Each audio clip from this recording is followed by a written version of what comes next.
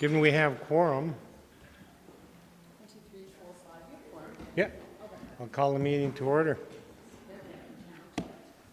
Looking to the agenda, are there changes or additions to the agenda? Then I'll move the agenda be approved as presented. Those in favor, opposed, motion's carried unanimously. Looking to the minutes of November 24th, meeting of the Finance Committee. Are there any errors or omissions? Seeing none, I'll move the minutes be adopted as presented. Those in favor, opposed, motion's carried unanimously. Councillor? Isn't the CAO the chair of this meeting? No. The policy says either the mayor or the CAO. Okay. I just noticed in the minutes that Yeah. CAO chaired. Yeah, last time. and budget type meetings where it's better to have the chair, the CAO chairing the meeting is how we'll continue, but Right. these kind Okay. of meetings, the mayor. Sounds good.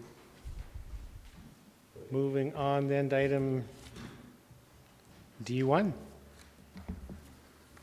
The staff report, Town of Camera consolidated financial statements for the year ended December 31st, 2016. Ms. Van Kuympema. Good afternoon, Your Worship, and members of council. That's kind of weird. I don't usually come in the afternoon. I just about said good evening. So I have before you the recommendation that we'd be looking for, that the Finance Committee accepts the Town of Canmore's consolidated financial statements for the year ended December 31st, 2016 as presented. And at this point, it's my pleasure to introduce to you the partner from Avail LLP, who is the partner in charge of our file for our audit of our 2016 financial statements. And I invite Mr. Calvin Scott up here to talk to you about the financial statements. Thank you very much for having me. As usual, I will try to make this quick for you. I know you get regular financial information. And this is as of December 31st, so I'll be as brief as possible. If you have questions at any point in time, please stop and ask those questions. If anything I'm saying is accountant speak and not plain English, please stop me as well, and I'll make sure to explain better. We'll go through two things. The consolidated financial statements will be first, and then I'll take you through a report called the Indicators of Financial Condition. I've provided this document in the past, and it has simply been the town's numbers against your own numbers, so you can see how you've been improving or not in comparison to yourself on an annual basis. And we now have spent a lot of time compiling comparative information for you, so you can actually tell how you're performing in comparison to other municipalities. The first thing I will take you through in the financial statements will be the independent auditor's report. This is what we are paid to do, is to provide an opinion on your financial statements.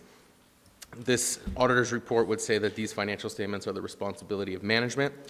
Our responsibility is to ensure that we've provided evidence on the amounts and disclosures in these financial statements and ensure they are in line with public sector accounting standards. Our opinion is that these statements are in fact in line with accounting standards for public sector. There's also an emphasis of matter. There was a prior period entry that we did to correct prior year numbers, and it related to 2014 land trade that wasn't originally recorded.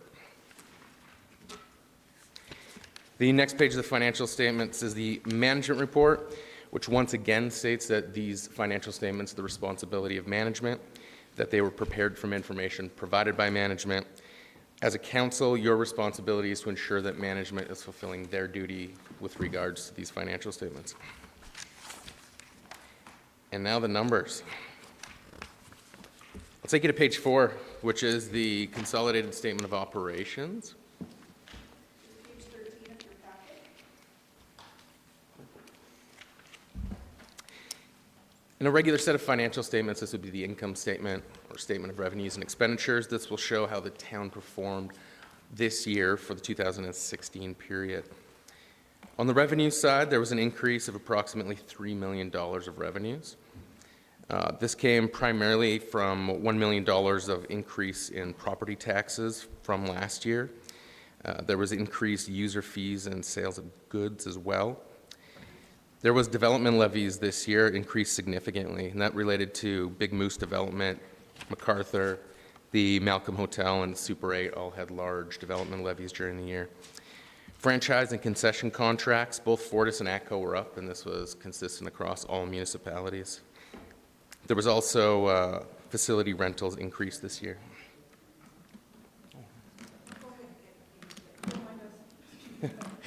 The other revenue would have had a decrease this year. In the prior year, there was a significant amount of insurance proceeds that would have come through. Those changes would have led to the $3 million increase in revenues during the year. On the expense side, there was an increase of 1.3, so always good to see a lesser increase in expenses as opposed to revenue. There we are. On the increase side, generally this is going to be, in most municipalities, related to repairs and maintenance and non-TCIA items. So in general, the town will budget for capital items, but oftentimes those expenses don't either meet the qualification for capitalization, they're not extending the useful life of an asset, or it's a question of maintenance versus improvement on those assets. So they'll come into the expense as opposed to being capitalized over a period of time.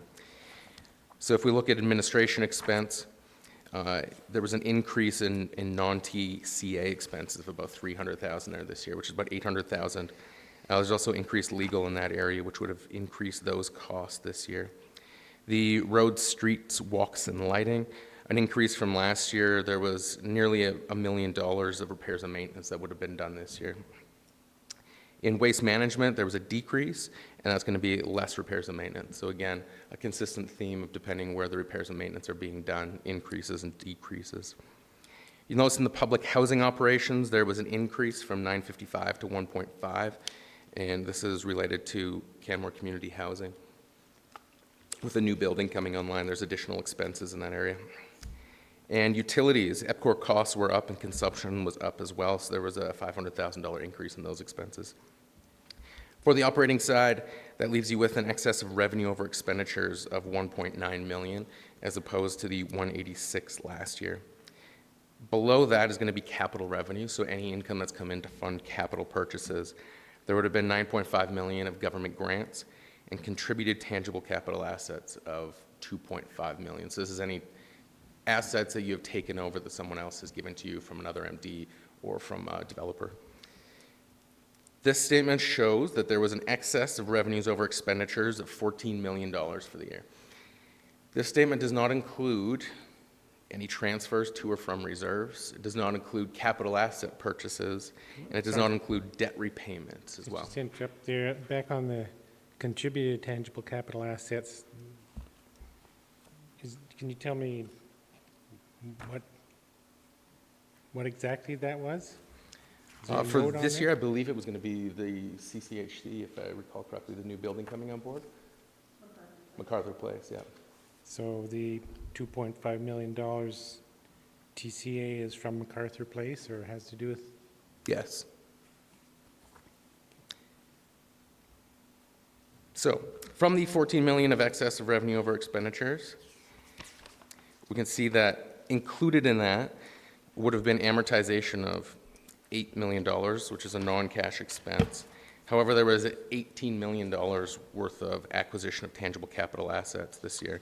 So the $14 million surplus is not funds available to spend at any point in time. It has been used, it's just simply not reflected on this part of the statement. I'll now take you back one page. Perfect. To the statement of financial position. This is going to generally be the balance sheet. As of December 31st, this would show the town has improved the financial position compared to last year. Cash and temporary investments has decreased from the prior year, but that's offset with an increase in GICs and bonds. So a lot of the cash that was on hand in temporary investments has either been reinvested or invested in longer term, so it's been moved down to investments. And when we're looking at on note 2, cash at $8.5 million, that's literally cash in the bank? Yes, that's other temporary investments, so GICs with Yeah. 1 year or less, or cash Right. in the bank. The trade receivables have increased by about $500,000 this year. It's going to be timing differences from year to year. In general, there's about $1.4 million of utilities receivable as of December 31st. There's GST of $210,000, local improvement levy of $360,000. There's interest receivable on investments of about $570,000 as well. On an overall basis, there was an increase of approximately $3 million for the financial assets.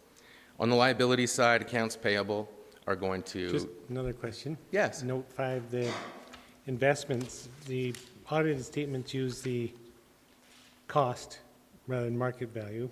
Absolutely. Yeah, that's pretty standard. And the market value of those investments is approximately $3 million above what the cost is at this point in time. And Is any... that $3 million, whatever it is, reflected anywhere? There would be interest receivable that has yet to be received, which would be set up on GICs, but on the actual bonds that would be in place, there would be a discounted or a premium or discount that would be recorded. So yes, it is shown as a receivable, and the interest revenue is also shown. Great, thanks. Accounts payable on the liability side is going to be a timing difference depending on what construction is happening in general, the timing of payments at the end of the year, not a significant change in that area. Deferred revenue is $20.8 million as of December 31st, and that includes $15 million of flood recovery. So this is going to be any externally restricted, unspent amounts as of the end of the year. So any grants that have been received that haven't been spent yet is going to be sitting in that amount. The long-term debt, you'll see the increase there. There was $5 million for new housing debt during the year related to Canmore Community Housing, so that's going to increase the debt for the year. On an overall basis, the net financial assets have increased from $5.9 million to $8.4 million. So the net financial assets would say if you had to essentially dissolve right now, could your current assets cover your current liabilities? And this is saying you do have an asset balance at this point in time.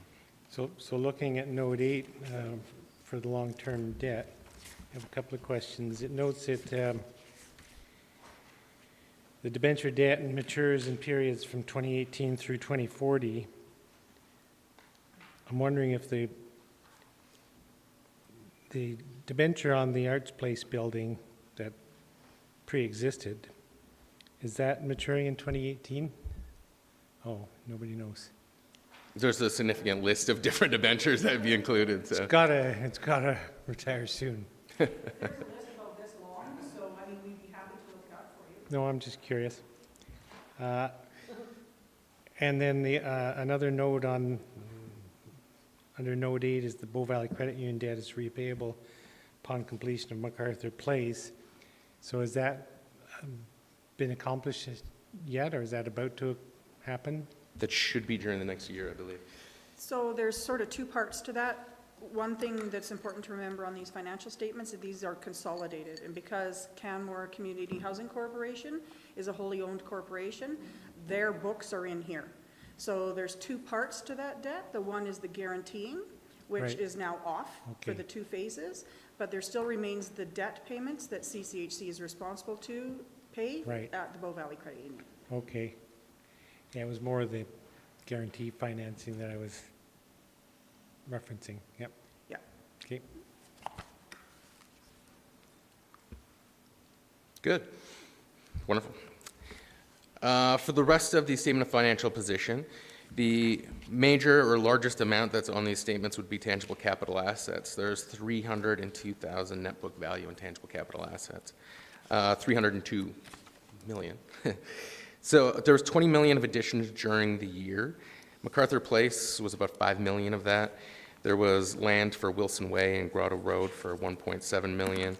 There was the solid waste handling for $3.5, the Clearwell capacity for $1.6 million, hazard mitigation of about $1.3 million, other storm erosion that was done, significant additions during the year. Bridge betterments as well were included in that. So a lot of capital activity going on.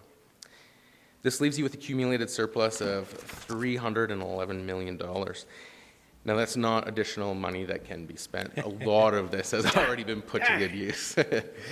So included in this 311, you're going to have equity in tangible capital assets. So funds that have already been invested into tangible capital assets, and that makes up $274 million of that 311. What's left over is $32 million worth of internally restricted reserves. That's going to be $27 million of capital and about $5 of operating. is sitting in reserves as of December 31st. And there's also $5.2 million of unrestricted funds that are included in that balance. I will now take you through a couple of notes that may help you understand a little bit better. The majority of the notes are all going to be comparable to prior years. I will take you to, which is going to be note 24. Note 24 is on page 31 of your package.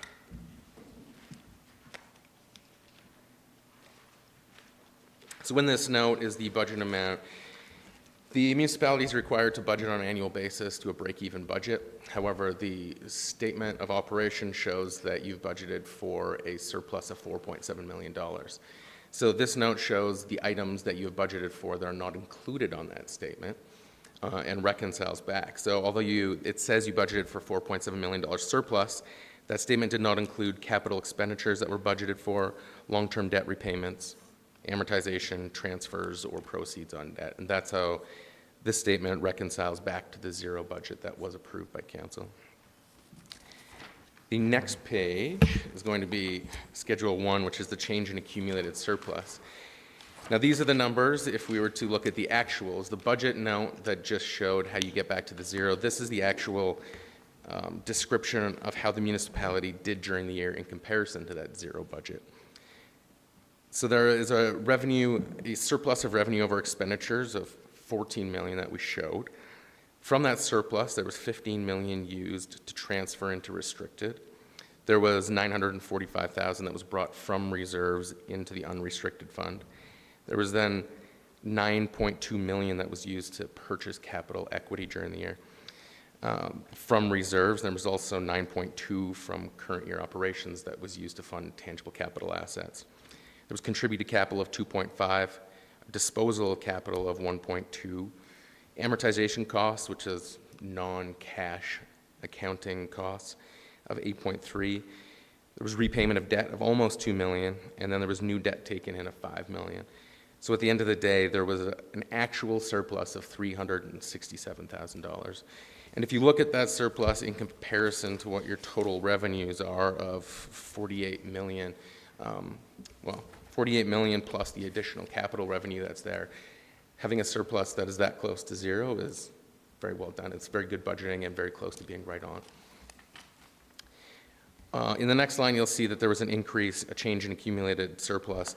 On the restricted side, there was a net change in restricted reserves of $5.4 million and a net increase in the equity for 8.2. So it's wonderful to see that all of these funds are increasing and bettering. The last page of the financial statements is going to be the schedule of segmented disclosures, and this would show the same revenues and expenditures for the current year, but broken down through different segments or different operation types. In general, every municipality will show a significant surplus for general government, because this is where the taxes are shown, the revenue is recognized. And usually there's going to be a deficit in all of the other segments to show that the taxes coming in are funding these other operations. In the current year, the town has an increased amount in development levies, and this is going to be, or in environmental services, and a lot of that's going to be due to the development levies during the year and the development occurring during this period. Also show a lot of capital revenue in that area as well. So on an overall basis, increasing the financial net worth of the town and a significant investment into capital during the year. Questions on the statement? I had a couple of more questions.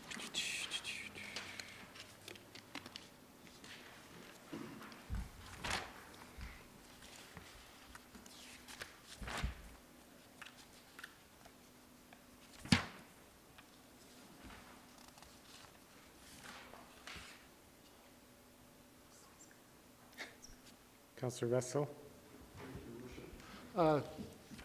Can you tell me, the way, if I'm reading this correctly, we were $4 million deficient on our revenue over expenses for protective services in 2016?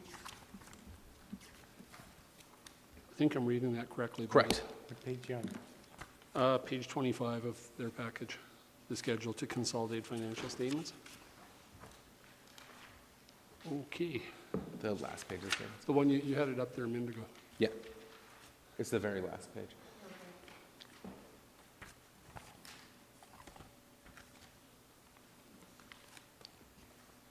So line 2, protective services. Yeah, Yes. Correct. it's not your question, but Yeah, not comparison to budgets. This is going to be actual. So we'll see the property taxes are in place to pay for these services. However, the property taxes is shown as revenue under general government, and that revenue isn't shown as a revenue for protective services. This is just showing what the actual costs are. okay, so For that there's a unit. corresponding revenue somewhere else. Yes, the general government revenue is going to be the property tax revenue that's coming in to cover that deficiency. Okay, thank you. That's a relief.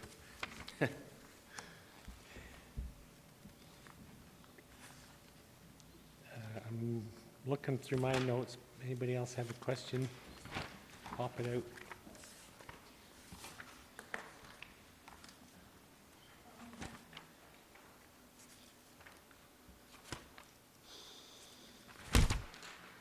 One other recommendation we always make is that should the town be willing to take on more debt, to ensure to do your own debt limit calculation and normalize the actual numbers that are there.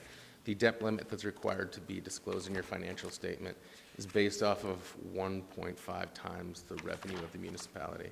And that's going to include a lot of non-reoccurring revenue. So we always ask that should management or council be looking to take on additional debt, just to normalize that calculation to be sure that you're not overextending yourself. Found one of my questions. In your note 17, prior period adjustment. Yes.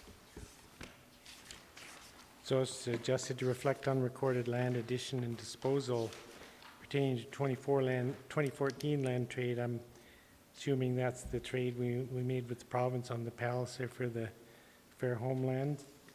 I believe so, yes. Must be. Okay. Yeah. And in note 60, in the salary and benefits disclosure for council, it only notes the income as recorded by the town of Canmore, not income revenue that other councillors have from other sources, Correct. right?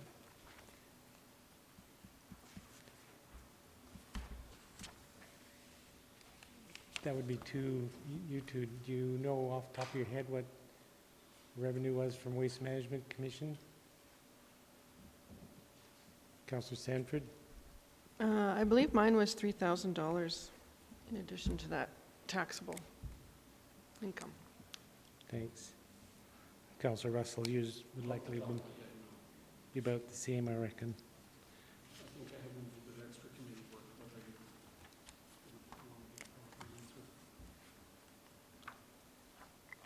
I appreciate it's not part of the town's books, but information regardless.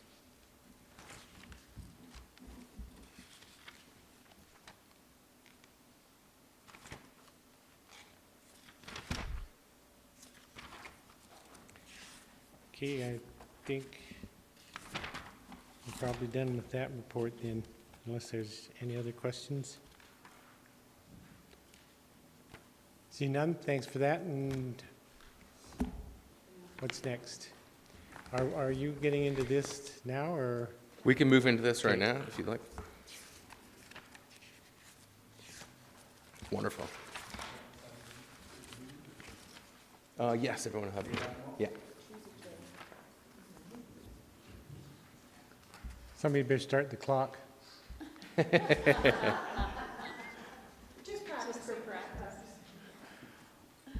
So in the past, I have given you these indicators of financial performance, and as I said before, we now have a comparative basis for you.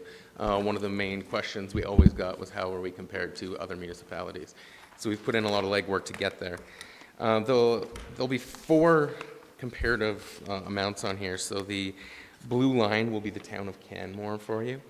The town average, the red line, is going to be all towns across Alberta. So we have the ability to have the financial statements for every single municipality.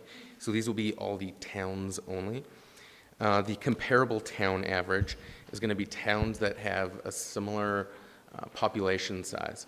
And you have at the very back the listing of what those are. So there's about there are 6 municipalities that have the same type of population. There is also a comparable population average. So this is not just towns included, it's anyone with the same population. This could be a very large village. Generally, it's going to be counties or MDs that would have, although they have much different numbers than your town would, the same populations, just for another comparative basis. So the first thing we touch on in here is assets to liabilities. The town of Canmore, you can see, is right in line with the comparable town average, looking at about 6.71. So this is a nice and healthy average, and it's showing that you do have the ability to repay any debt that would be available. So, sorry, on the graphs, there appears to be 2 blue lines, but one's sort of purpley and one's sort of lighter colored. So is the lighter colored blue line at the... The one that will be the town's line will always be the one that extends the Extends extra in year, 2016. because it's the only one that we have the information for at this point in time. Thanks.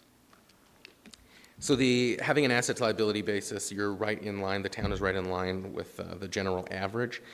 This can be construed as a good thing or a bad thing, depending who you are and what your goals are. So some people see being high on the asset to liability as you're overtaxing, you're holding our money, you're not doing anything with it, you're sitting on it, you should be having less. Being low could say that you're not being fiscally responsible, or you're not taxing enough or providing enough services. It's a different way to look at it. This is simply to look and say, where are we in comparison to others, where do we want to be, and how do we plan moving forward? The financial assets to liabilities takes out the tangible capital asset portion of it. So the total assets would be all of the non-financial assets and financial assets. This would just be the cash investments and accounts receivable in comparison to the current liabilities. And once again, 1.16 is right in line with the comparable town average. The next one would be the operating expenses to taxable assessment. So here's one good place to be down. This is saying that your operating expenses in comparison to averages are much lower in comparison to a taxable assessment than any comparables that are there. So you're below similar sized towns and MDs and the like. In general, keeping your operating expenses within control in comparison. The public debt charges to revenues. You'll note that Sorry, just on that last chart, yes. your notes indicate a trend that shows total expenses growing at a faster rate than the growth in the economy may not be sustainable. And I'm seeing a flat line, so to your point, that's good indication. Absolutely. Great, Growing consistently. thank you. The public debt charges to revenue. This would show the town of Canmore was 0.16 previously and has dropped down to 6%. So this would essentially show on a percentage basis how much of the town's revenue is being used to pay for debt. At one point in time, you were higher and have brought this right down in line to equal comparison with all other towns. So it's good to see the trend that the town is on is definitely the right trend to be on and bring it right back in line with all the other towns. The next is going to be net book value to cost. So this is going to show the age of the town's assets. The actual cost of those assets versus net book value gives you an idea of the actual aging of each asset. It's important to look at each individual asset, which management does through the TCA system. However, this shows that your assets as a town are much newer in comparison to all of the other municipalities. One, you're a newer municipality, and two, there's been a lot of work to do repairs and maintenance on a regular basis to keep these assets there. The next would be the own source revenues to taxable assessment. So this is going to be total revenues less any government transfers for both operating and capital. So this is your own money in comparison. And being on the lower side of it once again, so at 0.85 for the current year, and the general average is 1.7. So this is going to show that you have a lot less government funding in general as compared to others. In comparison to your taxable assessment. And the last, Which is healthy then. It indicates we're not depending on other governments' yes, funding. and the last is somewhat of the same, government transfers to total revenues. So this is showing that in general, the town of Canmore has 18%. This is going to include all capital that was recognized during the year and operating. 18% of total revenues are going to be from government transfers, and the average comparable is 21%. So you're about 3% lower in general than other municipalities. And the last page of that report is simply the comparables that you have, so you can get an idea of who you are being compared to for those comparable balances.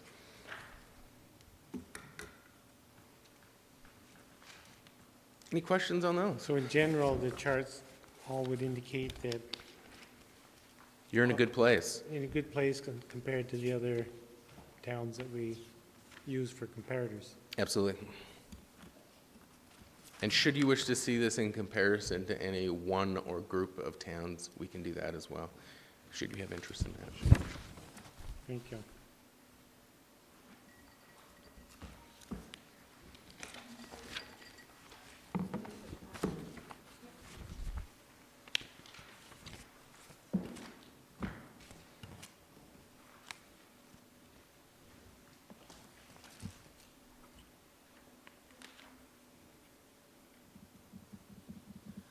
So if there's no further questions for Mr. Scott, there is a decision to make, and I've put the recommendation up on the screen.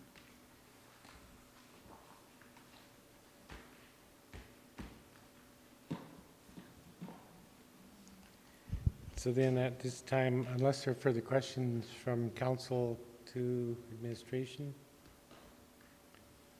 I'll move then that the Finance Committee accept the Town of Canmore's consolidated financial statements for the year ended December 31st, 2016, as presented. Is there discussion on that motion? Councillor Russell? Just a point of process that I apologize, I may have missed in my late arrival. Are we not required to ask Mr. Scott some questions prior to passing it? That's coming in camera after this. But are we passing the document? We are passing it first? Just that We're I'm accepting asking. the consolidated financial Okay. statements. Thank you. Standard procedure. Other discussion on the motion? Seeing none, I'll call the question. Those in favor? Opposed? Motion's carried unanimously. I will move now that we go in camera. Those in favor? Opposed? We're in camera.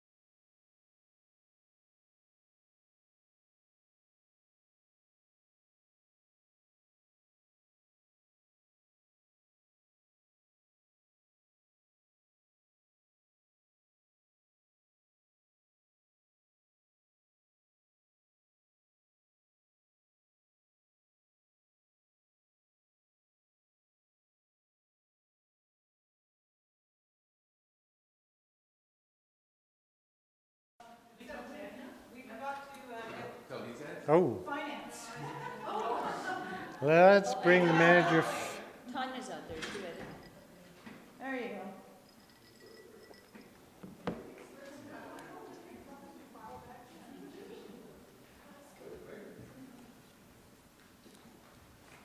So just before we move on then to item D2, I want to thank Mr. Scott once again for being here and helping the town of Canmore with your work. Thank I you for having us. appreciate, always look forward to hearing your report because it continuously points out that the town of Canmore is in very strong financial circumstances, and our finance team do stupendous work for us and for the taxpayers. So thanks for being here to give us those reports. And kudos to the finance department for the work you guys continue to do and the advice you continue to give council. It's largely through following your advice that we're finding ourselves in such a healthy financial situation. So thank you all. And with that, I'll move on to item D2. Ms. Van Kine-Pima. Okay. Now you get stuck listening to me for the next little bit. And now we turn the clock on then. 20 minutes? Okay, so Mr. Scott told you about what the surplus was according to following legislative requirements, as well as accounting practices, and he came up with a $1.6 million. What administration is trying to say is, it's not really that's how much the surplus is. The surplus that we have available to us is just over $1.2 million. So this first slide sort of gives you a reconciliation, or tells you how we get from what administration is saying to what Mr. Scott is saying. And Mr. Scott did mention these are the items that get counted for differently when it comes to preparing the audited financial statements. Things like transfers to and from reserves, amortization, gains and losses on asset dispositions, non-TCA expenditures, debt principal, so we count that as part of our expenditures, but that doesn't count for accounting purposes, as well as some capital revenues.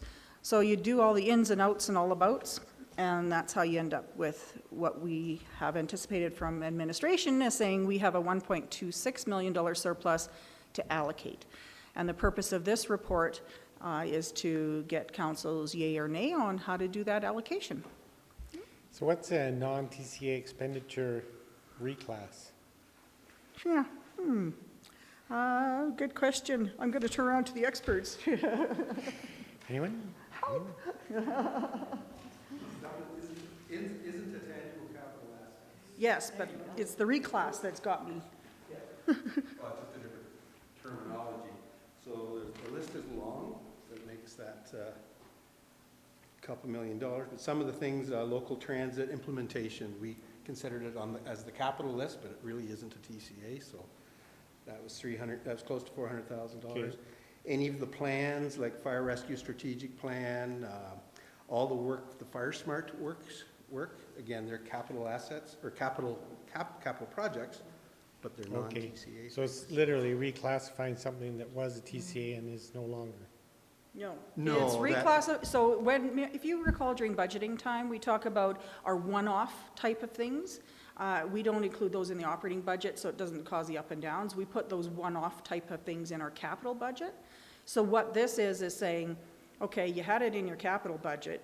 Normally, one would say your capital budget is TCA, but we had a bunch of stuff that wasn't TCA, so this is moving it out of that. Okay, great, thank you for that. Councillor Krausfeld. Are you good? I'm good. Carry on. All right. So why? That's always a good question. Why 1.26? So here are the sort of the big buckets of things as far as revenue. So generally, revenue was up $467,000 more than we had budgeted for originally. So there's a number of things that revenue was down. And one of those is we had less in policing fines that were collected. We had an undercollection of tax, and that was caused by changes to the assessed values after the tax rates were set.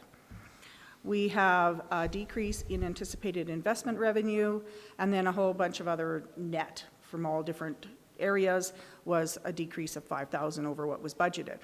But then we have some increases. And the most significant one was a $485,000 increase in revenue over what we anticipated for our planning revenue, $81,000 more in recreation fees. We had a WCB rebate of $76,000. We had business interruption insurance proceeds of $54,000, and that's net of a $25,000 deductible, and the business interruption was due to the flood. There was $53,000 more in off-site levies than we anticipated. So that took, what, 2 years to come in? Yep, took 3 years. Do we yeah. wait 2 or 3 years to pay the costs? It was net, so yeah, we waited. No, I mean the insurance costs. Oh, yeah, no. We paid them right on time. Yes. So the other thing is $53,000 more in off-site levies, and then the fire department had $43,000 more in sale of service than what was budgeted for.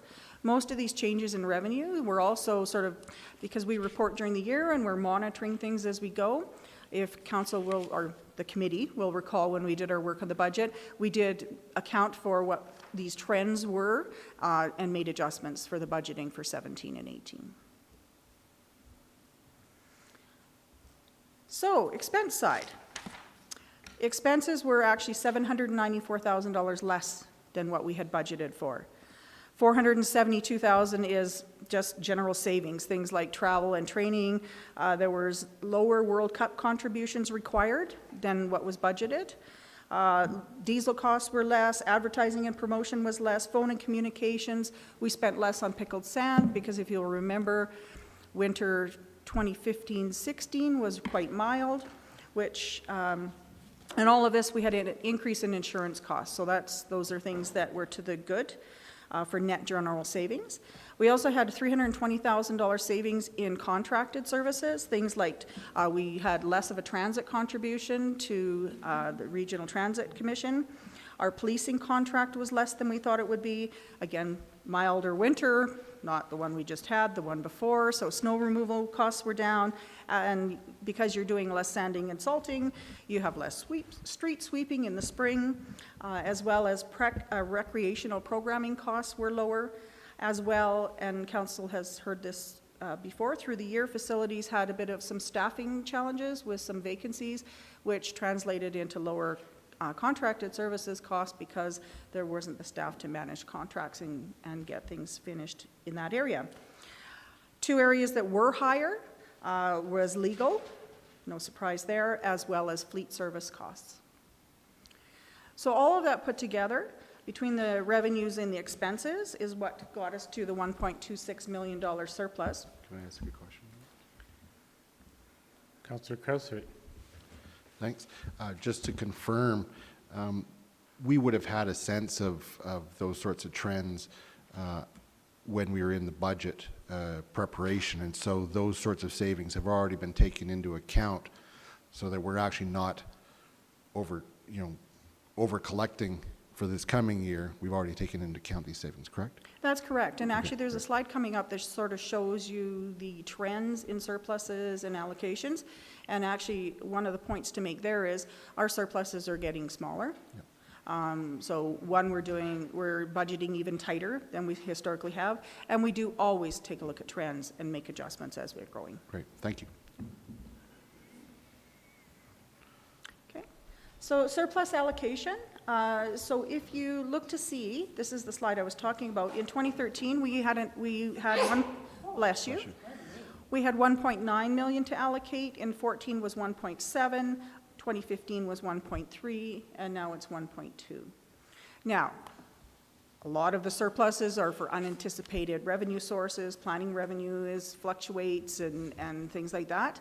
But I think that this downward trend also points to the fact that we're budgeting tighter and tighter as we go. So what we're proposing for the allocation of the 1.26 is to place $400,000 in the general operating reserve. The reasons for that is we will be also looking for a motion as part of this allocation surplus to increase the budget in the planning department for contracted services,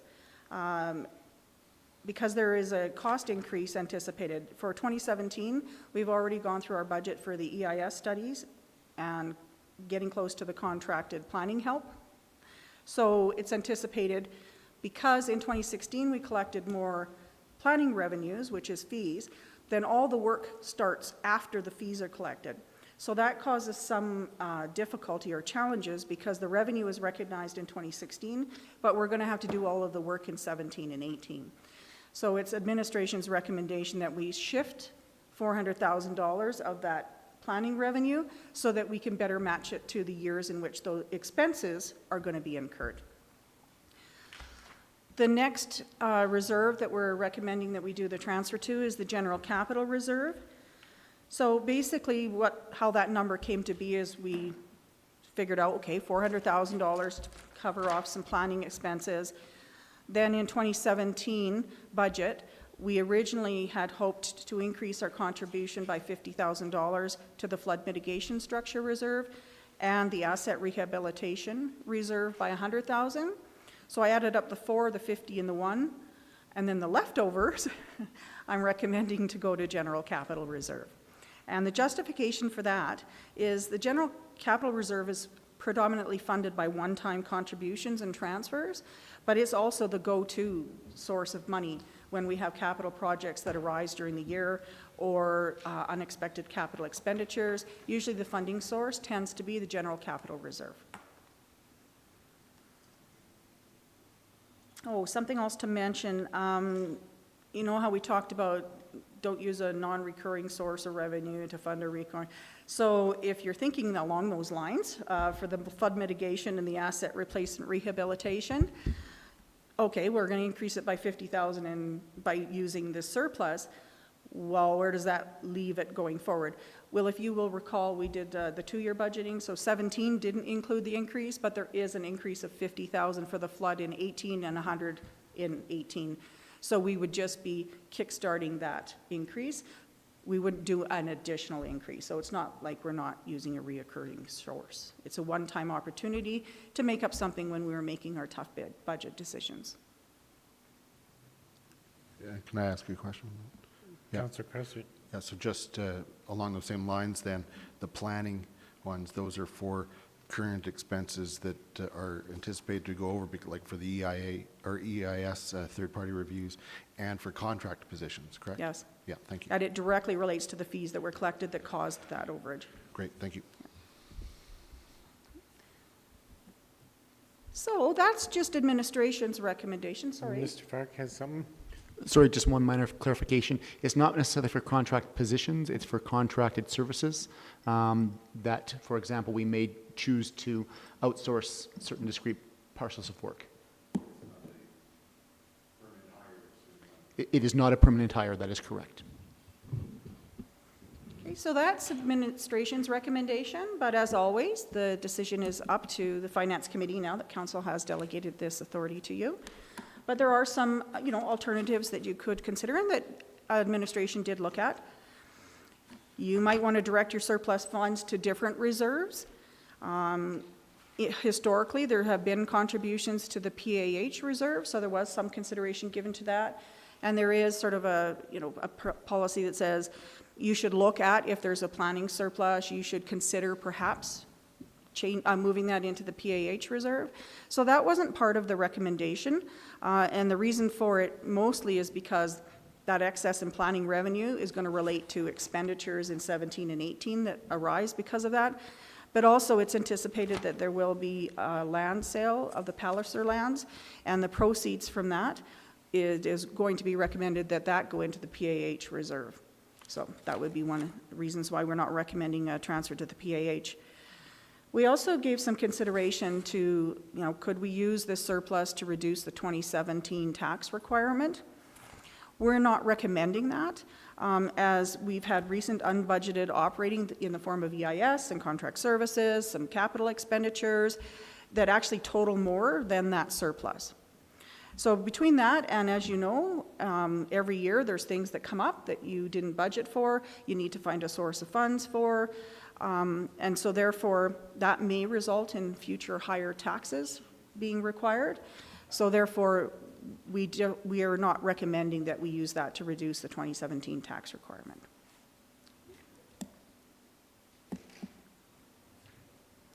So what happens if you do what administration's recommending? What do the reserve balances look like? Our general operating reserve is projected to look at to be about 2.5 million by the end of this year. General capital at 9.4. The asset replacement rehabilitation reserve at just under 1.2, and the flood mitigation structure at just over 150,000. The $755 in there is actually interest earned because we invest the money in reserves and then we allocate it out to the different reserves based on their balances. The target for general municipal operating is 5 to 10% of annual operating expenditures. So my calculation would have that target between 2.3 to 4.6. That's Is correct. that about right? Yeah, So 2.5 is on the low end of our target. that's correct. And I anticipate if I'm looking at some council reports that are going to be coming shortly, there may be some more requests out of that Do tell. reserve. So stay tuned to a council meeting near you. Great. Any other questions? I'm trying to keep you awake. It's the afternoon after lunch. No, I don't have any other questions. I think you covered everything quite. So there's Kindly. two recommendations. The first one is the allocation of those reserves, so I have that.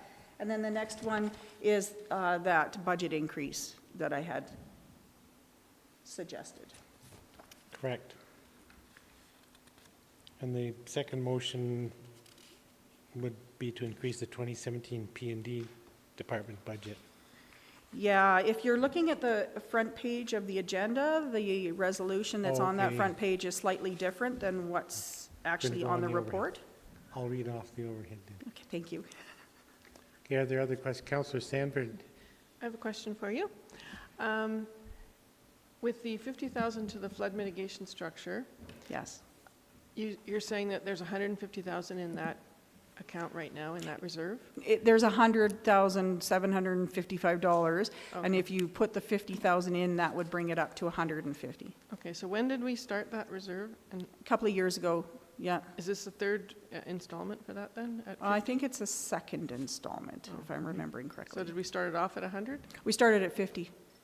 Yeah, like we had it budgeted for a $50,000 contribution and then 50.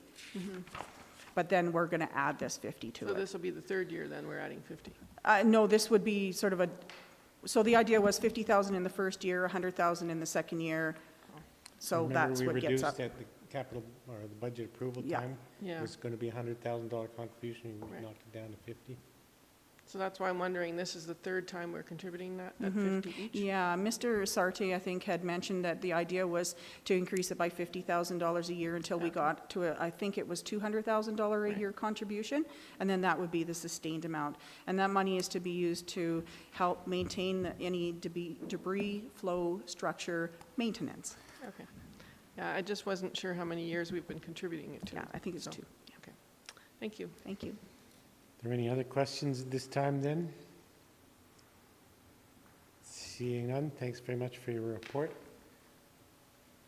And then I'll move that the Finance Committee approve transferring the 2016 operating surplus of $1,260,625 as follows. $400,000 to the General Municipal Operating Reserve, $50,000 to the Flood Mitigation Structure Maintenance Reserve, $100,000 to the Asset Replacement Rehabilitation Reserve, and $710,625 to the General Capital Reserve. Is there discussion on that motion? Seeing none, I'll call the question. Those in favor? Opposed? Motion's carried unanimously. And I'll move that the Finance Committee approve a $300,000 increase to the 2017 Planning and Development Department budget and a $100,000 increase to the 2018 Planning and Development Department budget to be funded from the General Municipal Operating Reserve. Discussion on the motion. Seeing none, call the question. Those in favor?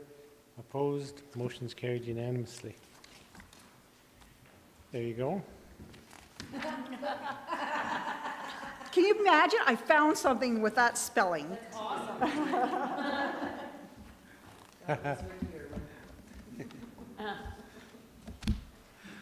Good afternoon, your worship and members of the Finance Committee. I'm here this afternoon just to introduce to you the 2016 completed capital project summaries for your information, so there's no motion required.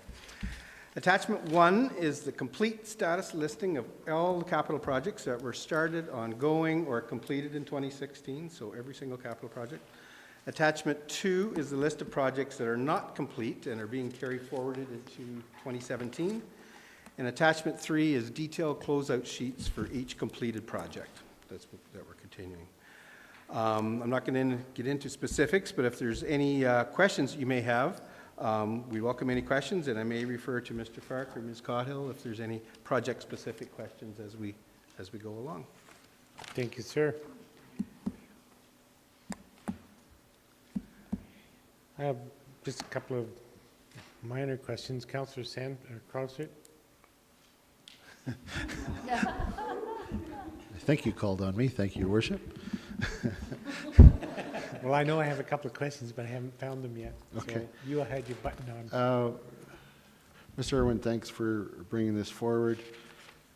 I'm just wondering about in the, I guess it's under the, it's on page 85 of our package. It's the work in progress.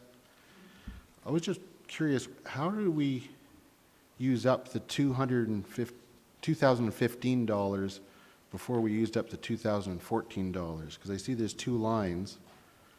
Oh, it's past 20.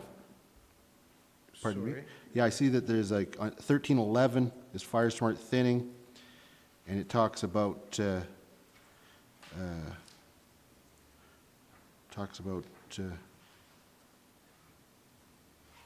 or it was 1311 then was that's $2013. Well, yes, it's 2015 and before. So in that Oh, okay. specific project, $280,899 was spent prior to 2015.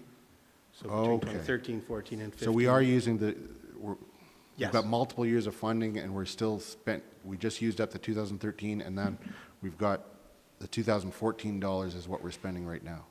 Is that what this tells me? We're spending, in 2016, we spent $13,000 Yeah. of that project. The $280,000 was all the prior year's money. Am I I describing think that we're, properly? probably the confusion is coming in is the project number. Right, So okay. when Fire Smart first was a project, it first became a project in 2013, and then it has just continued, and we've gotten other dollars in other years. Okay. And so I think that's what's leading to the confusion. So each year, there's a different project number, and No, so what's happened is we've kept the same project number, and then there's just been more funding. okay. Okay, he says. Okay. So would Not- it make sense to have different project numbers every year? Is the total?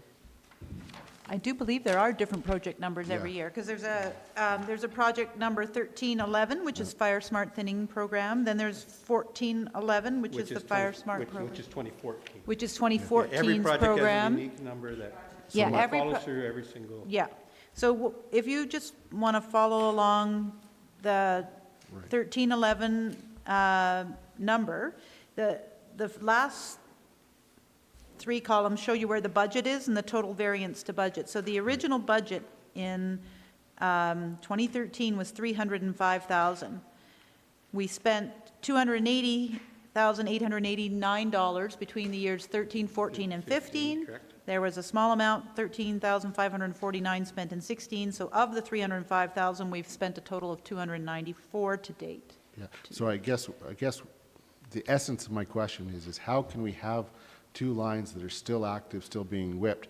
Is it because they pertain to different areas? Yes, they're Okay. different discrete different projects, yeah. Different discrete projects, yeah. Okay, all right. Yeah. And another question then. In line 1346, it shows that we had whipped over the actual spent through 2015 was 1.5, nothing in 2016, and the total budget was 2.7, and it's now indicated to be complete. So what changed on the Three Sisters Creek that caused it to be whipped, then nothing spent, and then complete? So that'll be on page 94 of your package. I'm looking at page 85 of the package, but, Right, Oh, but the detail on the that details? project, all right, see page 94, 94, okay. and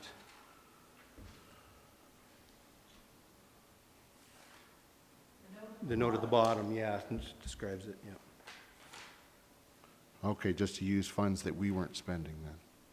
So that's why our spend didn't increase, but there was still a project going on.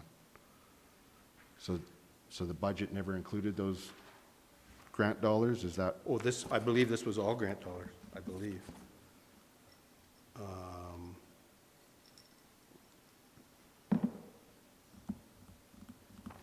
All right, so it's just a timing thing? Yes, it's been going on. Work was substantially completed in 23.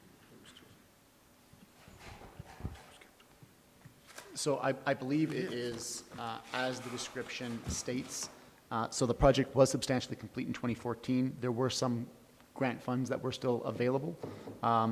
We left the project open for that purpose, and now we have closed that project because we have transferred those funds to the new capital project in relation to Three Sisters Creek. Okay.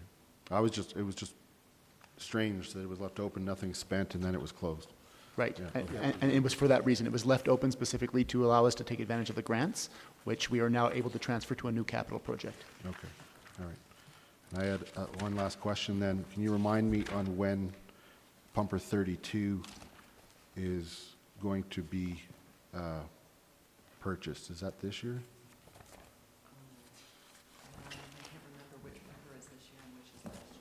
Because it looks like it's just been whipped a couple of years and nothing spent. Yeah, that's 1508, that's the 2015 project, so.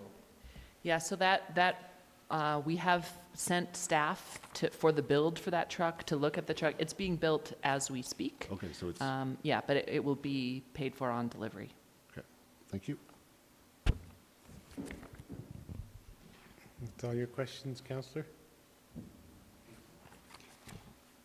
I have a couple of piddly little questions, but what the heck? Project 1627. Actual spend is $161. Yes. So I'm just curious what we would have spent $161 on. I didn't bring the detail, that kind of detail. Is that like, I don't know, new paper clips or something? Seemed like. Copies or something, I'm making that up, so I don't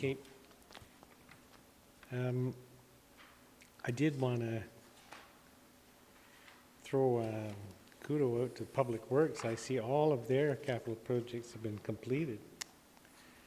Yeah. Public Works are not here to take that.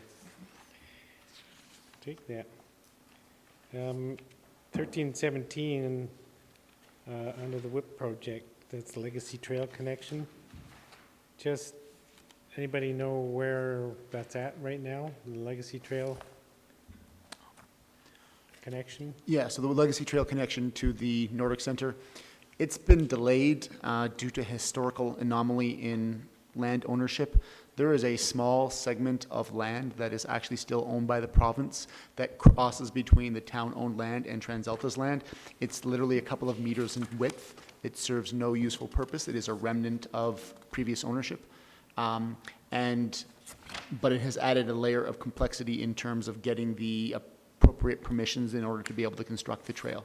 So we have essentially concluded terms with TransAlta. They are in support of moving forward with the project. We're trying to resolve this last issue, and the intent is either to resolve it this year, or we will cancel the project if we are unable to do that, and then go back to the drawing board and start again. Okay. So, I'm sorry, did you say you think it'll be completed this year? And The intent is to try to resolve the outstanding access Right. issues this year. And if that's we are, not the same as doing the project, so, if we succeed in resolving the outstanding access issues, then we will complete the project this year. If we are not successful, then the intent is to cancel the project and bring it back at a later date. perfect, thanks. Any other questions at this time for Mr. Irwin? Counselor Sanford? Thank you, Your Worship. Mr. Uren, could you tell us about project number 1536, the townwide wayfinding signage? And Probably have to refer. that but, looks like it's, a portion of that's been whipped, but the, 1536, yes. What page are you on? Probably 86, yeah. yeah, 86. So there's $200,000 being whipped. Yeah, and I thought the project was complete, but have we just not spent it? It was a couple of your different projects. Multi-year This was the 2015 project. Yeah. There was an older one as well.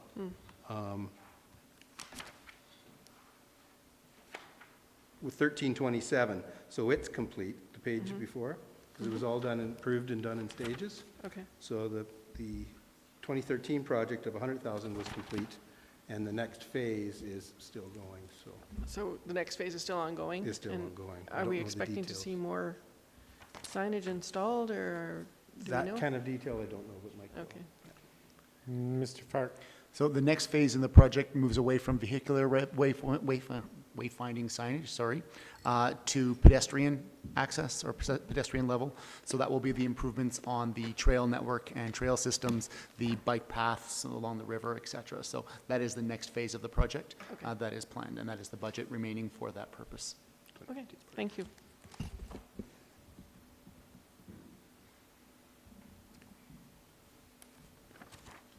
Any other questions then at this time for Mr. Irwin? Or anyone else? Seeing none, thanks very much for your report. We'll move on then to item D4. This is Van Pima, preliminary property tax rates.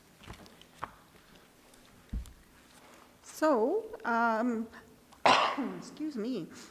The reason why it's the preliminary property tax rates is property tax rates actually have to be set by bylaw. Council cannot delegate passing of bylaws. Therefore, as the Finance Committee, you cannot set the property tax rates. You can only do that as council. However, I thought we could have a sneak preview and have some preliminary information for you to ponder and consider.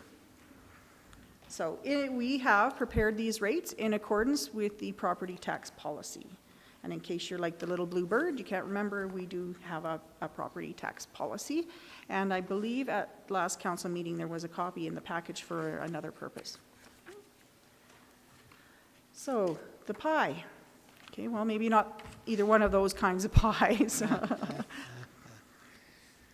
Oops. So the pies. The pies are the amount of money needed for different purposes. One of the pies is for municipal taxes, and for 2017, that's $21.2 million. Whereas a PAH pie, or perpetual affordable housing pie, of $720,000. Those two things are in your budget. Then another pie is for the seniors requisition. I don't have, that's set by the Bow Valley Regional Housing. I don't have that from them yet. But the 2016 requisition was $753,000. And then there's the provincial education tax pie of $16.9 million. So that municipal pie is about 4.96% bigger than it was in 2016, or just over $1 million. The PAH pie actually is a 10% decrease, or an $80,000 decrease. The seniors requisition I don't have, and the education pie is 10.6% bigger than it was in 2016, or $1.6 million.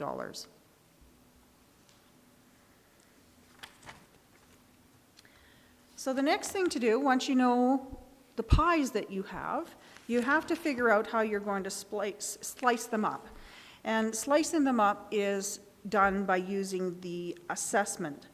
It's trying to figure out which landowner has to pay how much of each pie. One thing to remember is that the report, these preliminary numbers and this report and the slicing and everything else is actually just based on averages. And as you know, 50% is higher and 50% is lower, and very few are dead on. So these numbers are strictly averages. And they're also based on preliminary assessments. Our assessment appeal deadline isn't until the middle of May, so there could still be some changes. So these are all preliminary numbers.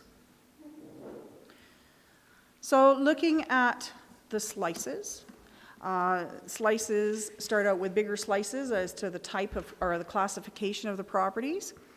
So we have residential, tourist home, personal use, vacant serviced land, non-residential, machinery and equipment, linear, and linear electrical generation. And the reason why that's calculated out separately is that both machinery and equipment and electrical generation do not pay education taxes.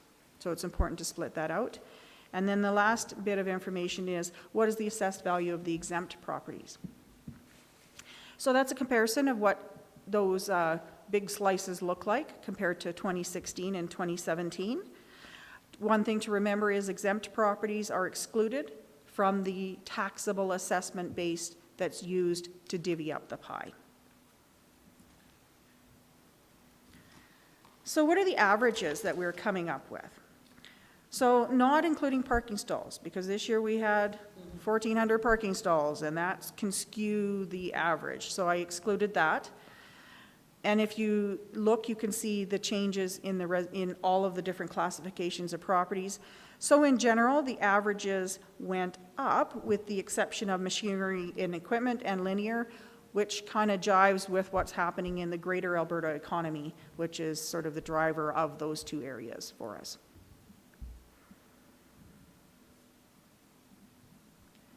So how did assessments change? Well, part of it's due to real growth or new properties that are coming online and helping to take their portion of the pie. But then there's also market growth. So those are the changes in the value of the properties that existed in previous years. So to give you an idea, for the residential properties, the increase in real growth was just over $76 million. So that's your new properties. Whereas the market growth was just shy of $143 million. And then on down to the different classifications. One thing to note with the tourist home and the tourist home personal use, each year owners of tourist homes have the option to sign a statutory declaration stating that they will not be renting their property out. If that's the case, then their property is classified under tourist home personal use rather than tourist home. So we didn't do anything to track how much of the assessment shifted because of the change, who maybe came out of the tourist home and into the personal use, and who came out of the personal use and into the tourist home. So that can skew some of the results for those two classifications. So, oh, sorry, yeah. On the residential, trying to figure out what the percentage, the second column, increase in market growth, 143 million. What was the total assessment, around, I don't know, 4 billion or something? 5 what? So what percent is that on last year's total residential assessment? As just the market growth? I Yeah. didn't do that calculation. No, I know, I'm just Yeah. curious. What's 143 million to 5 billion? So the average property went up 2.1%.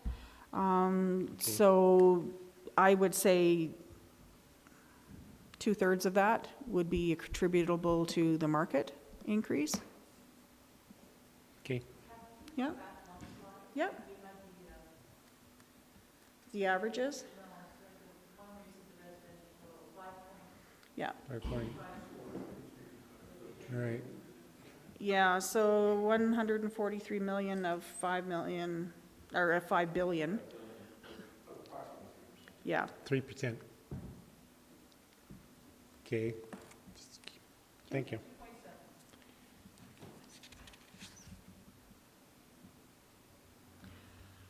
so not every slice of pie is created equally. You don't just take the pie and divide it equally by all the different classifications of property. There have been, like I said earlier, electrical generation as well as machinery and equipment don't pay education taxes. Then this council and previous councils have passed resolutions that have said certain properties contribute to certain taxes and not to others. So therefore, there's a calculation that's involved, plus our property tax policy says that tourist home properties should be paying 2.9 times the residential rate. So all of that gets factored in, and that's why your slices are not all the same. So what the preliminary rates are based on is a split between the residential and the non-residential taxpayers of 65-35, which is in line with what we've been doing for the last few years. It's also in line with some statistics that you'll see later on in the presentation. That's also should be included in your package. Then, once we have figured out how much goes to residential properties, how much of the total municipal tax burden goes to non-residential properties, then we start splitting them between all the different classifications of residential properties, and we split them between all the classifications of the non-residential properties. Tourist home personal use, we use the same rate as residential properties, and the tourist home they're still residential properties, but they're classified as tourist homes. We use 2.9 times the residential rate. All that to say, here are the preliminary rates, and I know it doesn't really mean much when I'm just saying it's 2.34, so what does that mean? It's pretty actually kind of flat, very much in line with what the mill rate was in 2016. That said, most people's property has appreciated in value. So if your mill rate stays somewhat the same, but your property's assessed value goes up, your taxes would go up. So something to point out is with the Municipal Government Act changes, there is a limitation as to the ratio between non-residential and residential taxpayers paying how big their slice of the pie is. And so I believe that you can't go more than a 5-to-1 ratio. So I've added the second column with the municipal tax ratio. That's just to let you know sort of what is the ratio of tax burden compared to the residential rate, so the residential rate being 1.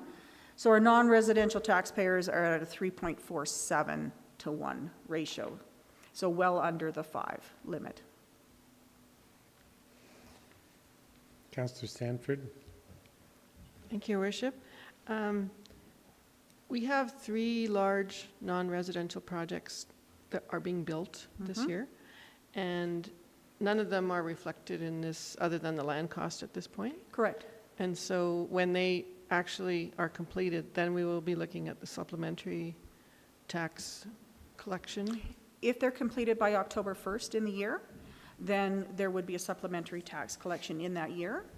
If they're completed after October 1st, then there wouldn't be a supplementary assessment in that year. Okay. So we will likely be looking forward to some supplementary later in the year on those projects, because I think they're intended to be completed. October? But not I by don't October? think so. Okay. So this won't change substantially from those projects Correct. as Yeah. related, unless it's October? Yeah, but if they're finished by December 31st of 2017, then they would be reflected in the numbers used for the 2018 slicing Okay. of the pie, so to speak. Okay, I just was wondering how they would affect our supplementary, but it doesn't look like it'll be substantial this year. No, it depends if they're done by October 1st or not. Okay, thank you. So those are all the accounting numbers that don't really mean anything. So let me put it hopefully in a language that makes a little more sense. So what's the impact? What's the impact on an average residential home? What's the impact per $100,000 of assessment? So if you're a residential homeowner and it's $7 per $100,000, or for the average property, $47 per year in municipal taxes. So that all relates down to the tourist home is 257, tourist home personal use is 34, vacant 21, non-residential 220, and then machinery and equipment is down by 3244. And machinery and equipment is predominantly because the average assessment for machinery and equipment is down. Okay. So just again, I can't stress this enough. Individual tax increases or decreases are really dependent on each individual property. These numbers are just based on the average, and they're just based on preliminary numbers. And so it's probably not indicative of the bill that you will see in your hand comparing it to last year's bill. Yeah. Yeah. Yeah. What more can you say? Councillor Krausert. Thank you, Your Worship. Thanks for this presentation. Just to underline what you're saying, because every home will be assessed as per its value, and it may or not have increased the same as the average, and that's a portion of the increase, correct? Correct. Is the increased value of your home or decreased value. Yeah. Right, so that goes to that. And then, of course, it depends if you're residential and non-residential, because then you're sharing from a different pie. Correct. Right? Because I was doing some quick calculations, and I see that, like, for example, with residential and tourist homes,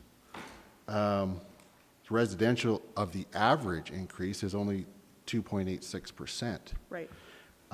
Whereas tourist home personal is 3.75, but they also had an increased assessed value Yes. compared to the average last year. And the tourist home non-personal use went up 12.9, but its increase in assessed value went up over 10%. Right. So that was a big factor in that. So that's why it really changes depending on which There are which so class, many right? variables that go into the Right. number. Yeah. Right. So when we ultimately do pass a mill rate, whereas we passed a budget that was X amount higher than the previous year, that does not translate into what your tax increase will be, because it has to then go through this whole process. Correct. Great. Your municipal taxes may be less, or they may be more. It all Right. depends on how your assessment changed. Right, because based on this, the residential, for the average increase, would be less than the budget increase Correct. if your home was an average home. Yes. Yeah, okay, great. Thank you very much. Councillor Comfort. I just wondered, are we, do the tax bills show what you were charged in a previous year? Not rate on that tax bill, no. Is that easy to obtain? No. Well, it's easy to obtain. By calling It's a a bit more town? challenging to fit it into the bill and have that all set up. So we Okay. have not historically done that. Okay, thanks. Councillor Sanford. Thank you, Your Worship. Can you go back to that slide? Yep, sorry. So there isn't a direct correlation then between $100,000 worth of assessed value to the $7 on the residential side? Actually, the reason why I give that is because then you could go in and you could say, oh, okay, I got my assessment notice, and my assessment notice said that my property is $600,000. So then I could say, oh, I have 6 of those 100,000s, 6 times 7, I should anticipate about $42 more in municipal taxes. Okay. Yeah. So you're saying that there is a direct correlation between, and Yeah. it doesn't matter what your increased assessment was from the previous year? Right, so basically, that's why I included the column, Okay. was to give the reader an opportunity to be able to say, $7 for every 100,000, what would that look like for me? So if you had an average priced home of $800,000, you'd be looking at $56. $56 increase on that? Yeah. Okay, so just based on the 100,000. That makes it easy to calculate Yeah. for the average person, right? Yeah. Okay, thank you. You're welcome. The educational tax requisition is up 1.6 million Yes, on what had been a $17 million requisition, so about 10% increase, yes, 10% increase from the province. Is that what you said? that's what I said. 10% That's what you tax said. increase, Yeah. What he said. Yeah, 10%. Yeah, what he said. and I'm, no, you can't answer the question. I don't know if anybody in the room can. And do we know how much of that $17 million ends up coming back to Canmore through our school budgets? Not as much as that. Maybe I'll ask the superintendent. All right. Another question, the parking stalls, which you didn't incorporate into these calculations because it skewed the averages, next year, would that just have rolled in then? Yeah, if we had kept them in there and calculated the average using the parking stalls, then next year we would have been able to compare apples to apples. Yeah. The total assessed value of the parking stalls is not significant as a whole. And so in discussion with the Agenda Review Committee, it was felt that having those included skewed the numbers, and it would be better to exclude them so we could compare 2016 apples to 2017 apples. Great. Councillor Comfort. Yeah, about those parking stalls. Would they have been included in the previous tax bill, and therefore you wouldn't see your tax bill increase substantially? Like, it's not an additional charge? No, the assessed value, so my understanding from speaking to the assessor was that previously we didn't tax the parking stalls as a separate tax roll standalone. We taxed them by including the value in the value of the condominium unit, including its titled parking stall. Because the provincial auditor came in and said we had to assess titled parking stalls separately, they needed a separate tax bill, they needed a separate assessment notice. So we had to pull that amount out. And so therefore, if you put the two together, your parking stall assessment plus your condominium unit assessment together, that would be a comparable market value to what it would have been if we hadn't split them out. Okay, thanks. Thanks for clarifying that. Councillor Crowthert. Thank you, Your Worship. Ms. Van Kampima, are you going to, notice how that comes out better when you just say it fast? Exactly. Yeah. Yeah. Will you be going through the comparisons, or can I ask a question about them? Yep, You're going through heading them? there. Okay, excellent. I will hold my question. then. Okay. All right, then. So if you will recall, in 2012, Ben Brunin prepared a property tax task force report for us, and it was based on that report that our tax policy was developed. And also contained in that report was the recommendation that annually, when we're looking to set tax rates, we take a look and see what our competitors have done, as well as what our neighbors have done. Obviously, I don't have the 2017 numbers for all of those, but I do have the 2016 numbers, and that's what the information is based on. So taking a look at our competitors, the assessment share, so the split between residential and non-residential as far as assessment goes, the average was 82% residential and 18% non-residential, if you divvy up the total assessments. The average tax share, 65-35. So residential taxpayers paid 65% of the total municipal tax pie, even though the residential assessments contributed 82% to the total. Then we took a look, and previously we had been providing the information on tax per capita. As you know, the town of Canmore has a bit of a challenge with our non-permanent population, and how do you count them? And do you count them, and are other communities counting them the same way? And so there was always some challenge with the tax per capita number. So it was suggested by Ms. Hyde, as a matter of fact, with the Stats Canada information, that Stats Canada actually provides information on private dwelling units. So we were able to use, and private dwelling units was now used consistently across all the different municipalities that we're comparing to figure out what the average municipal residential taxes are per dwelling unit, so rather than per person. So the average was just over $1,500 in Canmore, comparing to our competitors, is $1,645.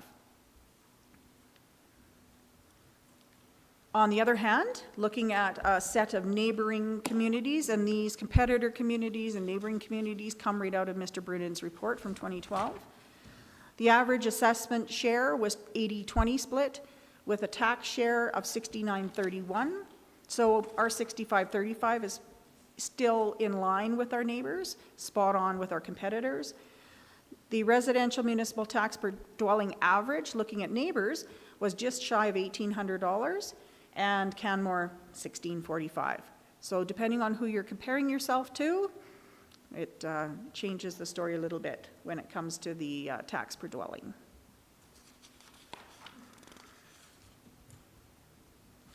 Questions? That'll probably give you a seizure or something with him dancing around, but I have no questions. Are there questions from other members of council? Yeah, just, Councillor Krausert?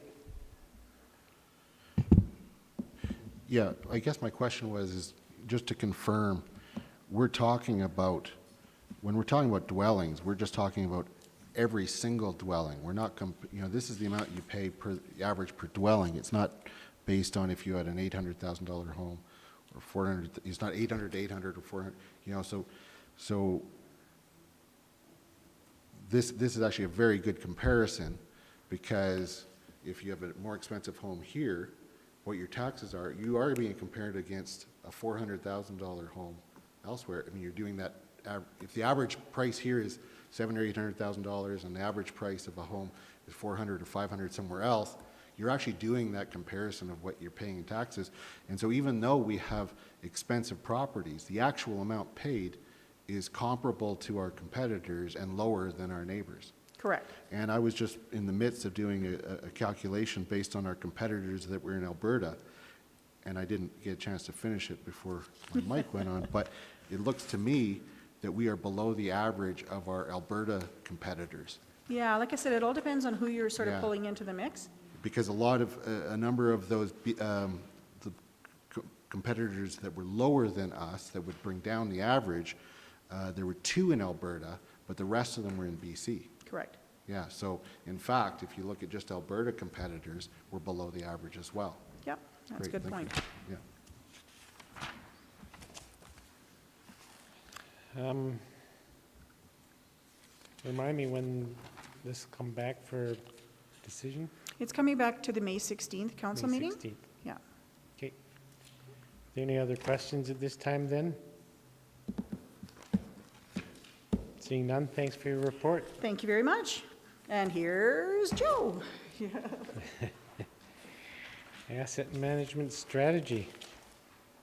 We may get a little break before the next meeting. That's great. No, come on in.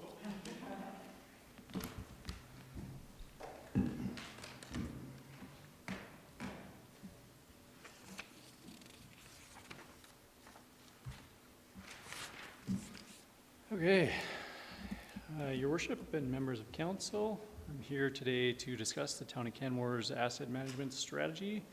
Thank you for having me here today and for taking the time to read through the strategy briefing report. So where the briefing report provided an overview of the AM strategy or asset management strategy, describing at a high level what is asset management, what does Canmore want to accomplish with asset management, and how do we begin to accomplish asset management at the Town of Canmore, this presentation will expand on these major components and begin to explain how the pieces of the strategy fit together for the town. And of course, any feedback and comments or questions are certainly welcomed. So the first component of the asset management strategy that I'll respond to in a bit more detail is the question, what is asset management? Asset management, or AM, as I'll probably refer to it a number of times in this presentation, is defined as the process of making decisions about the use and care of infrastructure to deliver services in a way that considers current and future needs, manages risks and opportunities, and makes the best use of resources. So essentially what this is saying is that asset management is the town's obligation to ensure that infrastructure is managed in a responsible way that serves the needs of the community now and in the future. The report also mentions the concept of a mission, core values, and guiding principles as components of the forthcoming asset management policy. And although we haven't defined these yet, Many of these are known to us through the research and work that we've done so far, and will be established formally in the asset management policy. Essentially, mission is kind of how we will get to where we want to be. Core values is what is important to us, and guiding principles is how we will accomplish our mission and core values. Context: Canmore has unique environmental, economic, and social factors that need to help inform the direction of this asset management strategy. Asset management is not one size fits all, and things like steep creek, flood mitigation infrastructure do not have a great deal of asset management precedent in Canada. When speaking of context, we must also consider the administrative context and the current level of resources within the town of Canmore to allocate towards AM practices when setting deadlines related to the AM program and aligning our aspirations with our resources. This is not a project that can be completed. And what I mean by that is that asset management is not a set it and forget it type of project. It's like a big sinkhole or something. It is. It is a big sinkhole, yes. It's a project that requires ongoing maintenance and reassessment of data and processes. Our goal should be consideration and integration of asset management philosophies in all aspects of asset-related work at the town. The town has done an excellent job of this in the past, and we're continuing to work towards improving and furthering the integration of the AM processes. So one of the major improvements that we're working on currently, based on things that we've learned over the past year, is ensuring that we're working towards managing our assets both operationally and strategically. When I talk about operational asset management, I'm referring to tracking the operational activities or work done by the town, particularly in departments that have a large operational component, namely public works and facilities. And strategic asset management, I'm referring more to the development of asset management plans and long-term financial plans based on the gathering of meaningful asset data, including things like remaining life, condition, replacement cost, that type of information. As we know, the town has been using a software tool called WorkTech for both operational and strategic management, strategic asset management purposes for quite some time. In recent history, utilization of WorkTech seems to have become more focused on the operational component of asset management. So we're currently working towards training staff on the technical aspects of using this tool, but also educating them about the strategic asset management requirements of the town as a whole. Due to some technical limitations of the software and the focus on the operational tracking with WorkTech, we recently had to implement an additional software solution to generate the data required for the long-term financial plan. This software is called NAMS Plus and was implemented as a solution for meeting our long-term financial planning needs quickly with the data that we have available. It's a flexible software solution used by many municipalities of our size across Canada, Australia, and other parts of the world, and can easily be used in conjunction with other asset management tools, and it's working very well for us so far. I just wanted to touch a bit on the topic of research and trends in asset management, as it's a bit of a buzzword for municipal governments currently. A couple of positive effects of this buzz have been the availability of many great and some not so great asset management plans from other municipalities that we can use as precedent studies. Also the formation of asset management associations with the intent of information sharing and getting together on a regular basis. There's a quarterly infrastructure asset management Alberta workshop that's happening in Alberta now, as well as an upcoming Canadian National Asset Management Conference that's happening this year. Both are great information sharing opportunities, and both of which will soon be releasing information on the plans and processes related to applying for the $50 million that's been earmarked by the feds for assistance with asset management. There also seems to be a general trend towards municipal funding being contingent on asset management plans or processes. There's some recent press from the Gas Tax Fund Oversight Committee that's hinting at changes to the MGA that are requiring asset management processes. similar to the requirement for 5-year capital plans within municipalities.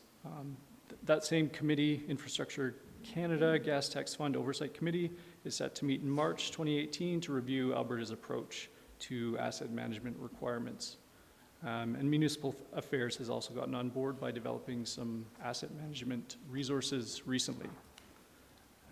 The software solution that we're using currently for the long-term financial plan has also provided us with some valuable resources and best practices based on years of local and international municipal experience with asset management. The only downside of the buzz is continually having to fend off salespeople selling asset management solutions and consultation services. Yeah, I know. So the second component of the asset management strategy is the following question: what does Canmore want to accomplish with asset management? And in the briefing report, higher level descriptions of our intended goals are provided, but the following few slides will provide a bit more detail about our intended goals by describing the more tangible aspects of those deliverables that we plan to achieve and how they will fit together for the town. These tangible goals include current, accurate, and meaningful asset registries, semi-annual updates to the asset management plans, semi-annual updates to the long-term financial plan, and utilization of the asset management plan and long-term financial plan data for planning and forecasting. So the asset registries themselves are essentially inventories of assets across all of the relevant departments at the town. We need accurate and meaningful data. At a base level for the development of asset management plans, we need things like asset IDs, locations, replacement costs, condition data, remaining useful life. The more info is, the better, but that's kind of the base needs of what we need to develop strategic asset management plans. You can see on the screen that this is a screenshot from WorkTech that indicates some of those characteristics of the assets. Is that something anybody can access, or do you have to have a secret password? Secret password, yeah. It's town staff definitely have access to it, yeah. I don't even get keys to half the rooms in this building.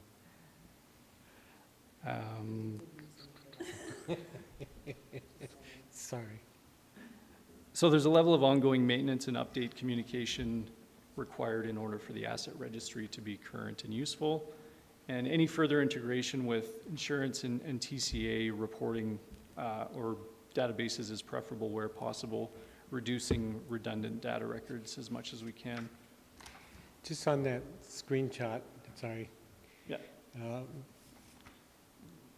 It appears as though there's dates associated to each of the assets. Correct. Like Silvertip closed in what's that say, 83? Yeah, yeah. So is that data then in place? Is it easy for, if one wanted to ascertain when each new section of town came on, this program would show it? To the extent that it's been populated accurately already. Yeah. Yeah, there's, in some departments, in some asset classes, the data's great. In other situations, it's not complete. So the roads, for instance, would you expect that to be fairly, I'm trying to For the sort most of part, yeah. pinpoint like when Grotto Village came online and Eagle Heights and all that, so, The roads we have pretty good information on, yeah. okay. So, good to know, thank you. Yeah. Okay. Oh, Councillor Sanford, Thank you, Worship. Thank you for your presentation, Mr. Rao. don't think he's finished yet. Well, he's in the process, Yeah. and I'm asking him a question about the tangible capital assets from our audited financial statements. We're showing a value of $302 million, is that what it is? So does your total of what you're showing in your compilation of that information, does that somehow reconcile with what we have on the books for tangible capital assets? The goal is for the two databases to converge in terms of the records and not having duplicate records here and there type thing. But as it stands, they are parallel systems, and reconciliation is something we're working towards. Okay. Yeah, but So not currently. when we get up to speed at some point in time in the future, when you actually have all your entries done, Yeah. then we'll be able to say, this is the value of our tangible capital assets. Ideally, we'd be using the same database for asset management as well as tangible capital assets. Yeah. Okay, so the asset management is just how you're going to manage those TCAs in the future. And that aging the structures and determining. Yeah, some of the information is different. There's different requirements for TCA reporting in terms of the way the cost is reported and that type of thing. So there is some duplication that's required, but having the two databases converge and be less redundant is the ideal. Yeah. Okay, that sounds good, thank you. Thanks. Councillor Comfort, you had a question? Or do you want to jump in on that? Add some clarity to Councillor Sanford's question. Why don't you do that now then?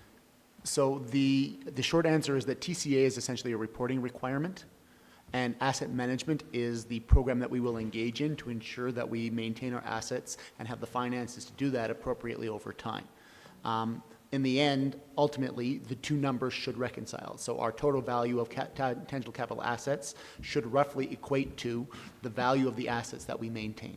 But it may not be an exact to the penny accounting because the requirements of TCA are slightly different than the pragmatic approach we would take to the asset management.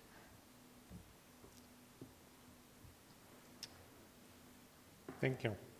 Councillor Comfort then. Yeah, so my question sort of relates to Mr. Fark's answer, and has to do with insurance and the last line there, integration of management with insurance.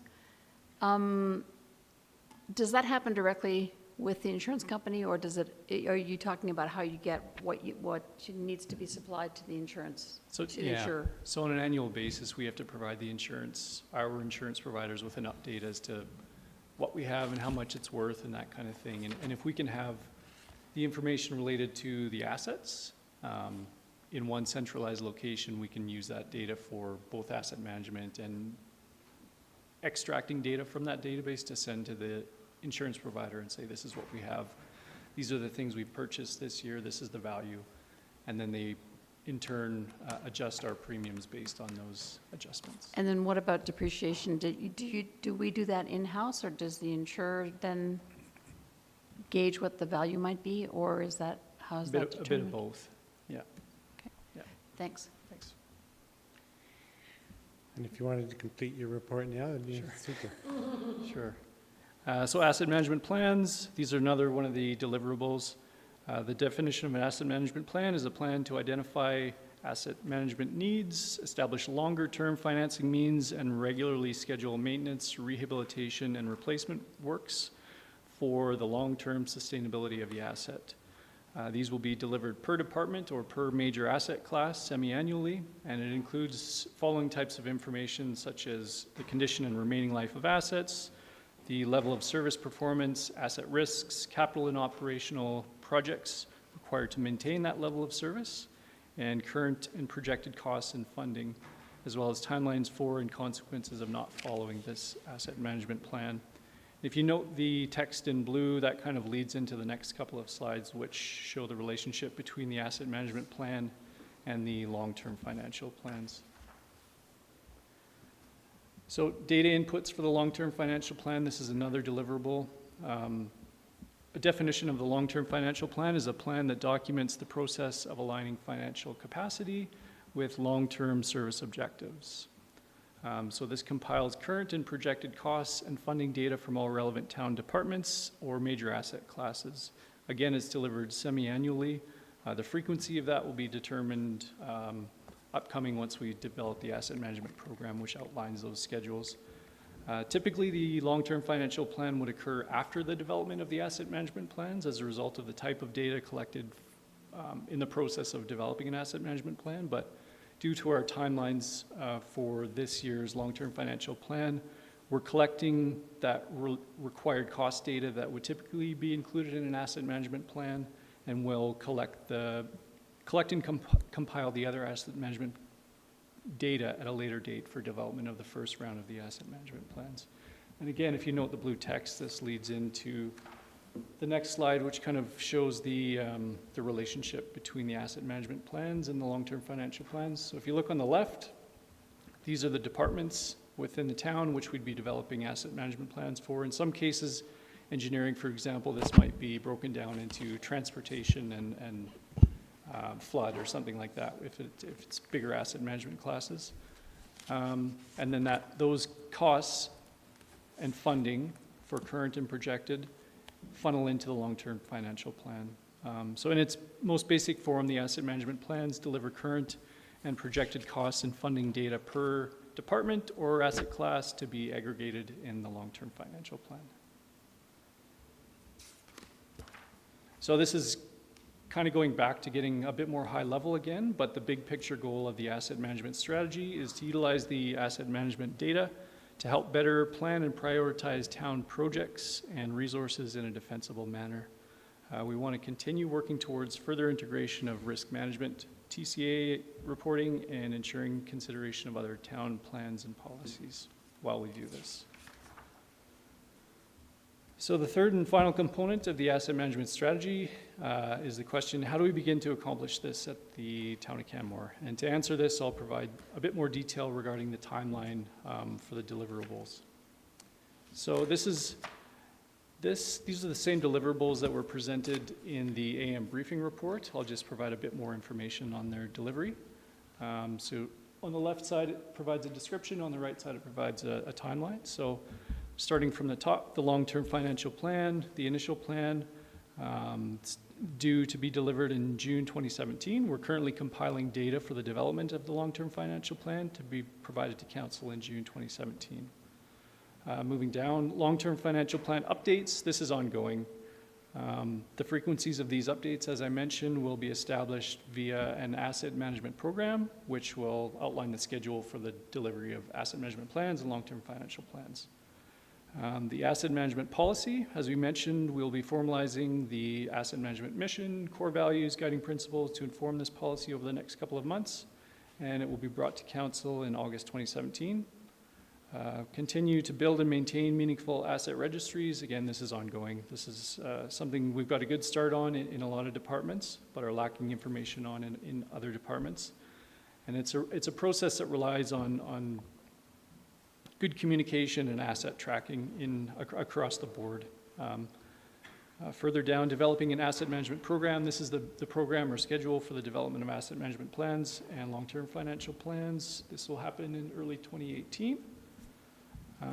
Development of a first version of the asset management plans scheduled for early 2018.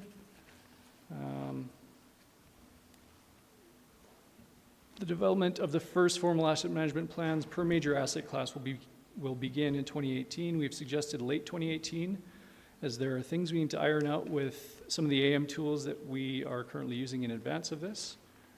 Moving down to the next one, improving the accuracy of the asset management plans based on improved asset registries. Again, this is ongoing. It's a continual improvement process.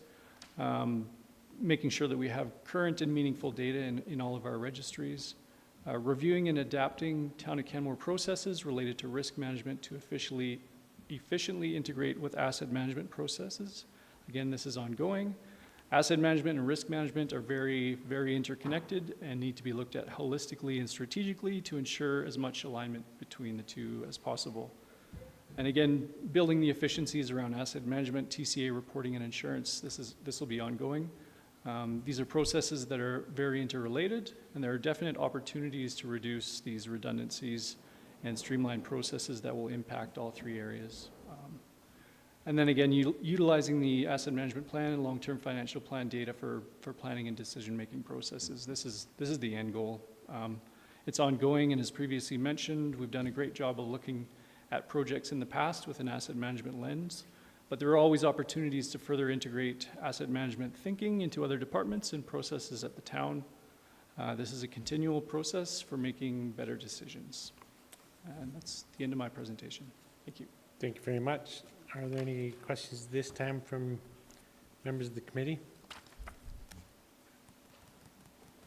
Seeing none, thanks very much for a comprehensive report. Look forward to seeing the initial plan in June of this year.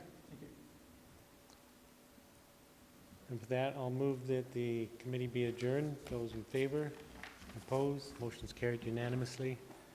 And if you'll all give us a little leeway here,